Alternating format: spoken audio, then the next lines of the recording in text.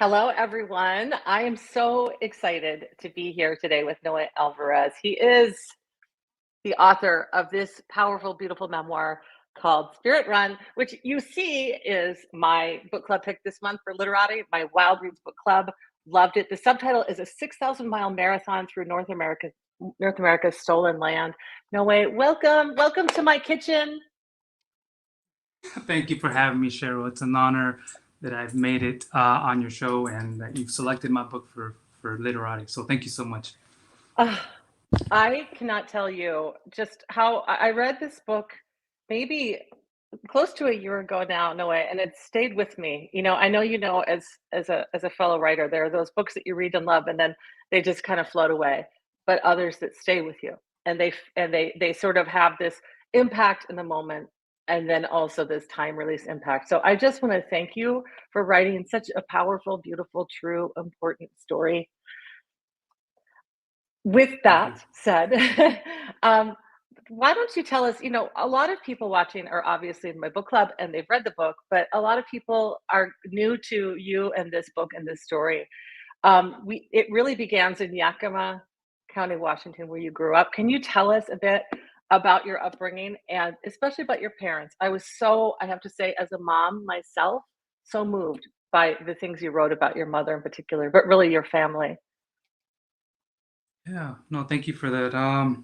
Yeah, I grew up, very poor, working class in Yakima, Washington, where the majority of our nation's fruits come from, apple orchards, vineyards, and all that. And so we sort of lived sort of on the dark sort of peripheries of Yakima, where my reality was parents who were from Mexico immigrated from Mexico and were laboring on apple orchards, and so my reality was always the apple orchard. My reality was being babysat under a tree, being left in a tree while my parents went and picked apples. And so I was, sleeping and waking up in the apple orchards, helping my parents try to sort of get through those difficulties of what it meant to be on the land, what it meant to cultivate the land. And so my upbringing was very much around that understanding. And my dad telling me that you only have two choices. You either go to school or you Mhm. stay here. And you stay with us and you stay behind and you endure this pain that is to sort of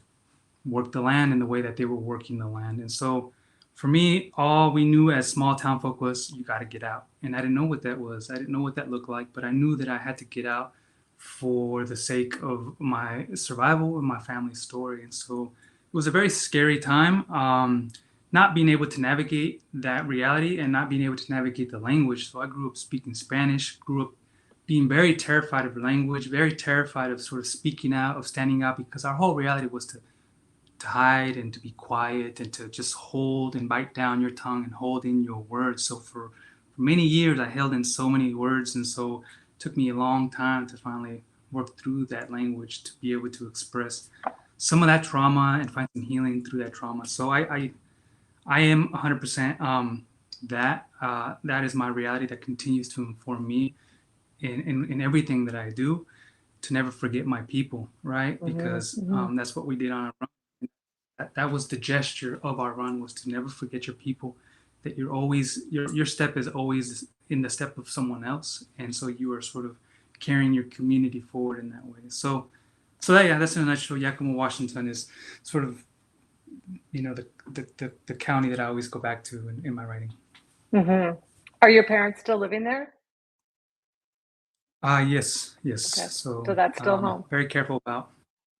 Yeah, it's still home to a degree, right? It's still a reality that I contend with, sort of making my peace with a town I've always wanted to sort of, I've always wanted to stay close to my family, but running took me elsewhere and my journey took me elsewhere. And so I carry my home physically, spiritually, wherever I go. And I Right. carry it in my language and in the story. So the first time you left home, you went to college and you got, as you write in the book, you got a full scholarship to Wh- uh, Whitford College. Is that right? Whitman. I always want to call it Whitford, and to Whitman College. But that, like a lot of people, I grew up working class and poor too. That leap to college, it's a big one. And I think probably, especially like you said, English was your second language. Tell us about what happened, what it felt like to be at college, and how Mhm. you came to join the run. Ah, yeah, all my life I was sort of preparing for college. I never actually thought I'd get in. I didn't know what that looked like. And then I here was handed this opportunity of a lifetime to do what I needed to do to save my parents from poverty. That's what I thought college was about. Right. Getting that degree, getting that job, getting that flow of money so that I can go and save my parents. And so that was the baggage that I was carrying, that I needed to be the one to save my parents from their conditions. And so then I got in, and it hit me hard. I felt very conflicted. I felt very like I had abandoned my family. And here I was in a Mhm. very beautiful, luxurious campus, eating very luxurious foods, thinking about my parents who were still laboring away in the fields and still struggling. So I felt like I had betrayed them. I felt like I couldn't, the college wasn't fast enough for me. I needed to do something more. And so Mhm. um, I was struggling too in college, and so everything about the experience felt like I wasn't ready. It wasn't for me, and it wasn't the journey that I needed to be on at the time. So it happened to coincide with the Peace and Dignity Journeys movement one day when I was taking to skipping classes and just sort of checking out slowly from college because it wasn't sort of the knowledge that I needed at the time. The knowledge that I needed was a connection with community. I needed to see the world. I needed to see how others were living their lives and how they were figuring out and contending with their traumas. And so when I came across this run, it was an opportunity to sit with elders all across Alaska down to Panama, an opportunity to sit with communities who saw me and who were experiencing the same things that I was and who were coming sort of they were coming around the ritual of running, and they developed the ceremony of sitting with your elders and sitting with your story and taking Mhm. pride in that. So when I heard of this opportunity, I said, this is the college that I need. This is the education that I need. And so that's when I sort of gave up on college and said, bought a one-way ticket to Canada to join people I never met before, only one of the elders who came to speak on the movement. And it changed my life, and it continues to inform my life till this very day. Yeah, it was a powerful and bold decision, really. I mean, I wonder how your parents, I mean, obviously in retrospect, it all turned out great. How did your parents respond to you saying to them, "I'm dropping out of college because I wanna go run," and maybe also describe where this run begins and where, I mean, what the run is, the Peace and Dignity Journeys run. So, so the run happens every 4 years from Alaska to Panama. And at the same time, it starts in Argentina, Tierra del Fuego, Argentina, and they run northbound, southbound, with the goal of meeting in the Panama Canal. So it's about a 6 month long. When I joined, it was a 6 month long journey of indigenous ceremonies, connecting with indigenous ceremonies, caring for their stories, trying to find healing, and trying to bring awareness to the injustices that are happening in a lot of these battered communities. And so this happens every 4 years, and it happened to coincide with the time that when I was a freshman in college. And when I heard about this run, I just couldn't believe it. It felt like everything I needed to do in my life was here. And so when I told my parents, I didn't, I had bought my ticket. We had dinner, and I just laid it out that this is something that I was going to do and needed to do. And so, of course, my dad. It seemed like my dad knew time was coming, right? Because we've come from a long lineage of sort of displacement, a long lineage of migrants, a long lineage of wanderers and travelers. And so I think every dad doesn't want that for their own kid, right? But I think when I told him, it seemed just sort of like the natural order of things. And so, but he knew that I was trying to do it to sort of restore what it means to run, what it means to be a mover. I wanted to, sort of bring beauty back to running and movement. Hmm. Um, my mom, I tell her what we actually endured until after the run, and she slapped me around a bit because she was like, "What did you do? And why did you do that?" I didn't want to do cause any more harm to her, and so, but they understood. I think ultimately, and they supported my decision to go on this Mhm. run. Mm. So the run itself, you were 19, is that right? You began, it was the end of your freshman year? Hmm.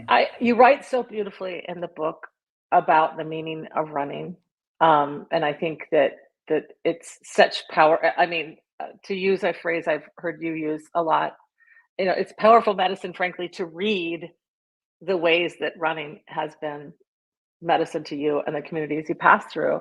You talk about the ways that every step connects you to others, and with every step you carry others so movingly in the book. And could you talk to us a little bit more about that? You know, is this something I guess when just for starters, like when you felt called to do this run, obviously you had some kind of innate sense that running could be that kind of power.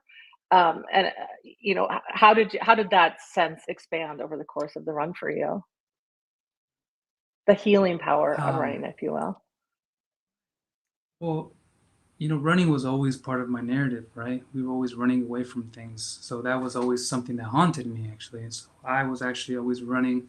I found my peace in high school, middle school, running along the river, the Yakama, the Natchez rivers. And that was Hmm. my peace. And so nature always worked for me, but it didn't work for my parents. And so to see, living in those two atmospheres where I love nature, but we're being beaten down by the nature in the orchards, it was always part of my dialogue. And so for me, and being quiet for so long, I used to get in trouble for speaking Spanish in school. So like I just really held in my words. So all I did was feel my way through life. All I did was observe, and it made sense to me. And so when there was this opportunity to run, like that's how I experienced my world, is I had to feel my way through everything. And so that's how that's what I try to bring language to, which Hmm. language to me is still difficult, right? Like, and so when people ask how did you describe that, that's just how it makes sense to me, because I get out there and I smell and I touch, and I really want people to have an opportunity to sort of their story, not just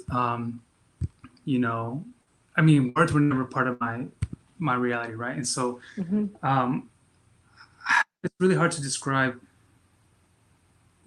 running, as a spiritual act and how it was for me. And for me, I try to capture the emotion that a lot of these communities brought to this experience of peace and dignity journeys. So you passed through community after community after community. And it wasn't just a passing through, right? Like a huge part of the run was about not running. It was about the ceremonies and the Mm. connections you would make with communities. Will you tell us about that? Tell us some stories about what did a day look like for you, or what did it look like when you were in a community? I know it differed, as you went along, but Yeah, tell us some memorable yeah. experiences. It was different every day. My Hmm. first day on the run, I never camped out before. I didn't have enough gear, or whatever, and so it was rainy, and I slept wet, and so it was setting up a tent that I didn't know how to set up. It was putting myself in clothing that it was just so every day we'd wake up, have ceremony, before dawn, and then we'd end the run with ceremony. So we'd start the day dedicating our run to something specific, because running is about, it's about dedicating it to something greater than yourself, right? Is recalling a memory of a specific person, a specific pain, a specific trauma, and carrying it for that day. And so one day I think of my mother, I think of my father the next day, and then the people that I would meet on the run who spoke so beautifully and who spoke so honestly and so raw about the things that they were struggling in, and the Hmm. elders and the aunts who came up and say, please pray for my son who's struggling, with drug addiction, substance abuse. Please pray for my son who lost this person. And so they come up to you, and so they tell you to carry that story, and it's heartbreaking, And so if we didn't have running, we'd shatter. And so I think as our community, these marginalized communities, we need to have a structure and a ceremony in place so that we may continue forward, right? And Hmm. so that's what it was about, connecting to story and linking them all throughout North and South America, and remembering that we belong to the land, and we belong to one another, and that's our responsibilities to others. And so as much as in pain as I was running, that did not compare to the love that I was experiencing along the Mm. run and the people that I was meeting. We were literally running to the next story, and I didn't want to miss out on that medicine, on that knowledge, and to hear about people, what how they're doing it in their lives and what's working for them, because I wanted to bring that medicine back to my community, to the world. And I wanted to sort of remind our children that, like, especially as male Latinos, that we need to sort of articulate the things that we're struggling with and some of the flaws that we're still experiencing. And so I just wanted to really have an honest sort of experience on the run and in my writing. And so we'd wrap up the day with ceremony, recall the trials that we experienced that day, try to honor some of the experiences of that day, and recall that we're in it together and that Hmm. we couldn't do this by ourselves. This is why I write about the other runners. The story wouldn't have been this story if it wasn't for the other runners who I'm thankful to every day. And Right. I try to do that in my structure. And one of the questions from, a couple of my book club members actually talked about this. I wondered about this myself. You went to college. There was a sense of that not being the right place for you at that moment. You felt called to go on this run in part because it was about connection and community. And yet, when you were out on that run, there was also a lot of turmoil. Sometimes really difficult stuff went on among the runners. Tell us about that a bit. What did that teach you? What did that give you? Right, right. I so wanted to write the perfect story. I so wanted to write figure it out. But there's a reason why this run happens every 4 years.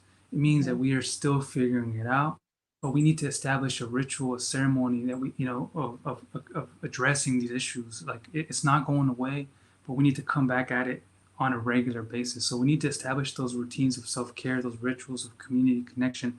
And so when I wrote this, I wanted to be real as I could. I wanted to write the story that I never got to read as a child. I didn't want to read about a story of some other person who got it figured out, and that just makes me feel, less. And Yeah. so I wanted to write about what represented, the Latinx community, what represented the indigenous communities, were multi-layered, indigenous communities that are based out of the Bay Area, East Los Angeles, from the Arctic villages to Mexico to the Arizona. We were coming from all walks of life, right? And so, Hmm. and we were coming in it run with our own traumas. And so, if you ask any of these other runners what the run meant to them, it's different, right? Hmm. The different books will come out of this journey, and that's the beauty of the run. And so I wrote about that, and I obviously talked to, and I'm still in communication with a lot of these runners, and I asked for permission for sure. I wanted to do Hmm. it right because I lost a lot of, lose a lot of sleep about trying to honor people's stories the right way, and carrying that story is really heavy. But I didn't want to be the one representing that, right? I just wanted to sort Right. of expose that we're struggling, right? But we're coming, we with peace and dignity journeys, we agreed to come together around the medium of running. We decided that running was a thing that was going to connect us, and despite all the problems, running was gonna find bring us some healing. And so on an individual level, when I was running by myself, on a community level, when I had to live with other folks for months on end, and then the representation in the community and how we had to carry ourselves, there's a lot that we had to deal with, right? And so I did not want to shy away from that, which is why I let the details do the talking. I wanted people to see that it's not perfect. It's not a perfect journey, but we were coming together around something beautiful, and we do it, Hmm. and we're doing it every years, and it's getting bigger, and more people are coming into Right. this run every time. It's just beautiful. Yeah, it is. It's powerful stuff. And of course, there's the people, but there's also the land, there's the continent, that you knew at foot speed. I think that's such a powerful experience, obviously. It's something I've written about, something you've written about, something a lot of people throughout all time have talked about the impact of living for a time in that way so few of us get to live anymore with actual connection to the land and the landscape. And I'm curious about what were some of the most meaningful sections for you, or what did that feel like for you? You said that you'd never camped before. What did it feel like to you to sort of make a home for yourself in the wild and natural world? Oof, that's a great question. You'll just have to get out there and find your own place out there. And so for me, it was very scary. It was very Mm, mixed for sure. But because we were running and immersing ourselves deeper and deeper into the wild every day, I was making it a practice, right? It wasn't easy at first, but I was finding my rhythm. I was finding my place in nature in a way that worked for me. I was having that conversation with my relatives that was that is the landscape, and the rivers that brought me up, right? And so for me, I was at complete peace when I re-immersed myself into the landscape in a way that was healing, because again, I felt like I always felt connected to the land, but I was told not to because of what it represented in the Mexican communities, where we were just forced to labor it and put pesticides to the land and cut down trees and just harvest the apples. It was just not the kind of relationship that we were used to having, and that was not something we had control over. And so here finally I come into a community that says, no, the land is our religion. Mm-hmm. It's something. So if you destroy this tree, if you destroy this mountain, you're destroying our story, and so we have to protect it. And so when they linked it that way, it reminded me, like, this is exactly what I've been all about. And so I think there's, if you can tie yourself to your story and to your landscape, you'll see the importance of preserving that landscape, because what's at stake is your story, your origin story. What's at stake is your humanity. And um, so it's all interconnected. It's all in the words of, I grew up with my elders, and encircled around a carne asada and talking and sharing our love and sharing our appreciation of the landscape that way. So Mm-hmm. all I did was I just put it down on paper, and Mm-hmm. so that was just a new space for me. So you finished your run. You ended your run in Guatemala, is that right? If I'm remembering right? Yes, and you came Yes. back home. What happened next? What happened after the run? First of all, I mean, I guess I wanna know the I would love to hear you talking about, like, that, you left, somebody who was sort of seeking, and you came back as somebody who had really gotten a lot, grown a lot, spiritually evolved, physically, evolved. What was that like in the immediate aftermath to sort of come back and try to be back in your life? Did you go back to school? How did you fit back into your family? All of those things. No, that's great. I came back sort of stunned, like sort of withdrawal. Like I was floating, and it took me a while to figure out how things operated again. I took to sleeping on the floor or whatever place. I was always sleeping on the floor. So when I came home, I had this bed available to me. I was sleeping on the floor next to my bed for the longest time because that was the most comfortable thing for me. And I was still keeping those things for a while, and I was still sleeping in a sleeping bag next to my bed. Yeah. There's still something comforting, right, that I just had to do for myself. But it was, I came back broken for sure.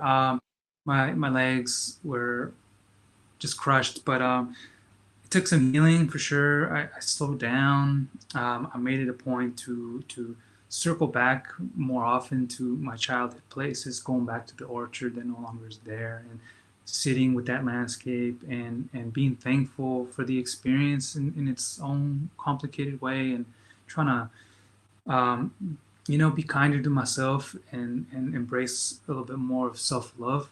Mhm. Sometimes we really are hard on ourselves. And I was really hard on myself, putting that weight on my shoulders as to thinking that I would be the one to save my family or to save anyone. And so for me, that really brought me trauma. And so trying to be a little kinder to myself about that, and knowing that, like, even though I finished the run the way I did, the run is always with you. And that's something that my elders shared with me, is that no matter where you are, the runners are there with you.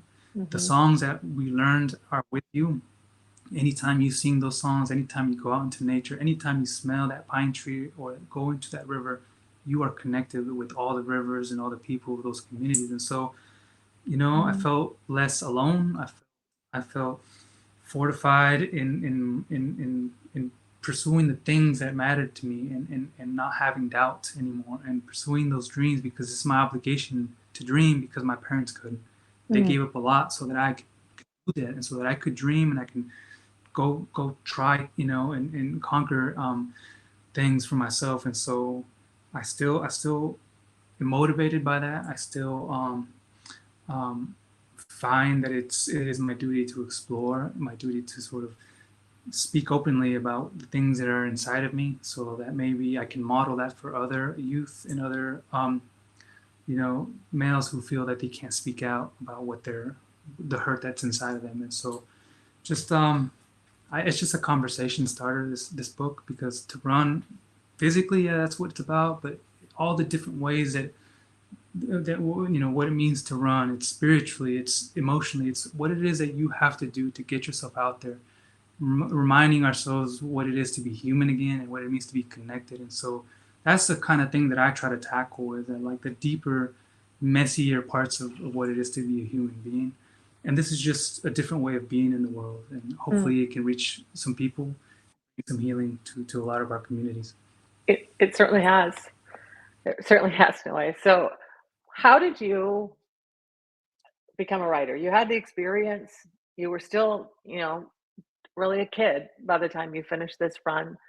I'd love to know, and a lot of my book club members asked, what was that journey, that next leg of the journey, as you say in your book, you finished your degree and then you went to Emerson. Did you get an MFA in creative writing? Is that when you started to pursue writing? It Tell us, how was did the you first become a time I ever writer? had a full-time status to write when I went to Yes, school. I know. Isn't that the Um, best? Yeah. that's what I consider um, grad school, is just giving you the opportunity and exposure. But for me, that's a really tricky question, because I'm still coming to terms with what it means to be a writer, because I'm working class first. And we are very poetic people. We are very descriptive people. And like I said, I just put things down into words. I realized that I didn't have my self-care routines. I didn't have those things where I can sort of dialogue and confront some of the painful aspects of my life. And running allows me the framework to conquer that. And so I needed to put things down into words if I wanted to restore my humanity. I wanted to restore my place in my story. I wanted to bring beauty back to my people's narratives. And so I just get journals, and I just wrote things down for myself on my free times. I did work and do work, in homeless shelters. I go and do this kind of work that where there is a lot of burnout. And so for me, it's like you need to, create those moments where you have those rituals of self care. And writing, you got to ask yourself why are you writing the things that you're doing. And I started writing for myself, Hmm. and I started writing for my family. And I still do that. I still do it as a way to sort of dislodge myself of the weight that I still carry, right? And to sort of make meaning of my place, and to question my place on this land, because it's 100% about complicating your narrative. Nothing is black and white. And when you Hmm. read a story and it's complicating and like, those are the most beautiful stories. And so I think that's the middle ground that we need to achieve. Figure out that, yeah, we're trying it this way, but it's not perfect. But for me, words are still very new. um, I'm very excited. I always just sitting down in front of a landscape, and trying to find new words for describing that landscape. Are you working on another book now, or what are you writing these days? Yes, I am privileged enough to be advancing another book. So yeah, I'm excited. It's still in that realm of exploring and traveling, and you know, seeing how things go with the pandemic and all. But I for me, it's something I'm always going to keep doing. Hmm. I'm always going to keep journaling. I'm old school. I carry a pen and paper, and I write on whatever piece of paper I can find, and store it and put it away. And that's just an opportunity for me to connect with myself. So it's never going away. That exercise for myself. So. Do you still run? And would you think about joining in on this run again in the future? Oh, I would recommend anyone who could join this run to join. I do run. It's still very much a private ceremony for me. It's those moments of reflection and connection, and so I definitely would. I definitely would. I don't think I could last as long as I did, for sure. But Your yes, knees are not yes, yes, 19 yes. anymore? No, no, no, no. And my journey is different. Isn't it? My journey is Mhm, here, and mhm. writing and speaking to youth and the communities. And so um, we you'll find us. It's hilarious. Sometimes I'll be driving down the highway and you'll see a crowd of runners carrying their staffs, and then oftentimes I pull off and I'm like, "What are y'all doing?